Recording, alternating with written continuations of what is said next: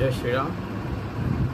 నిన్న వారాహి గుడికి సంబంధించి తిరుచానూరులో జరిగిన వివాద సమస్యలకు సంబంధించి మనం పిటిషన్ వేయడం జరిగింది. పిటిషన్లో వారు నన్ను లీగల్ కౌన్సిల్గా తీసుకున్నారు.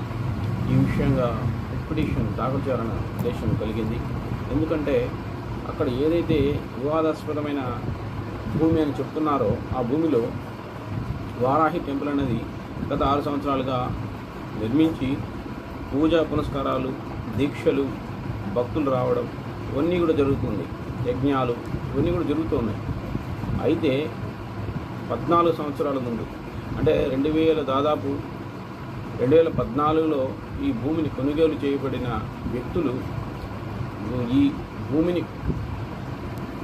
2014 సంవత్సరంలో అమ్మివేసిన వ్యక్తులు ఇప్పుడు కొనుగోలు చేసినటువంటి ఈ వారాహి టెంపుల్కి సంబంధించిన భూమిని ఆక్రమించాలనే ఉద్దేశంతో గుడిని ధ్వంసం చేయడం, విగ్రహాలను పగలగొట్టడం, వీరిపైన దౌర్జన్యం చేసి దాడి చేయడం ఇలాంటి కార్యక్రమాలు చేశారు. ఆ కార్యక్రమాల్లో నిందితులపైన ఎఫ్ఐఆర్ కూడా పెట్టడం జరిగింది.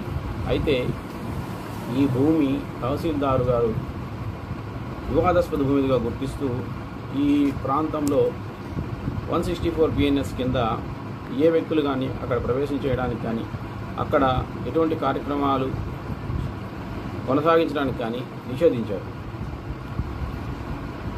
ఆ పరిస్థితుల్లో అక్కడ భక్తులు గుడికి వెళ్ళడానికి కానీ అక్కడ పూజా పునస్కారాలు చేయడానికి కానీ అవకాశం లేకుండా పోయింది. ఇది హిందూ ధర్మాన్ని అడ్డుకోవడమే.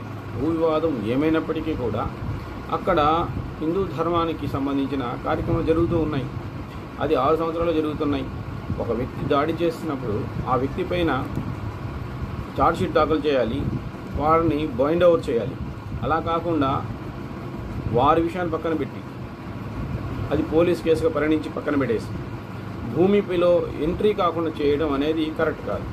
ఇది వ్యక్తిగతంగా వ్యక్తుల భూములు కాదు, ఇవి ఒక దేవాలయానికి సంబంధించిన భూమిగానే గుర్తించబడింది. ట్రస్ట్ కూడా ఫామ్ అయ్యి ఉంది.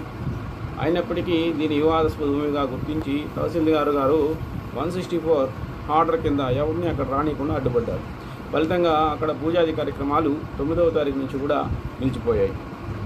ఈ విషయంగా స్వామివారు రిట్ పిటిషన్ చేయాలనే ఉద్దేశాన్ని కల్పించినప్పుడు దాన్ని స్వీకరించడం జరిగింది. ఈ రిట్ పిటిషన్లో ఈరోజు ఆనరబుల్ హైకోర్టు మనకు అంటే గుడికి అనుకూలంగా తీర్పు ఇచ్చింది. ఇది హిందువుల విజయంగానే చెప్పాల్సి ఉంటుంది.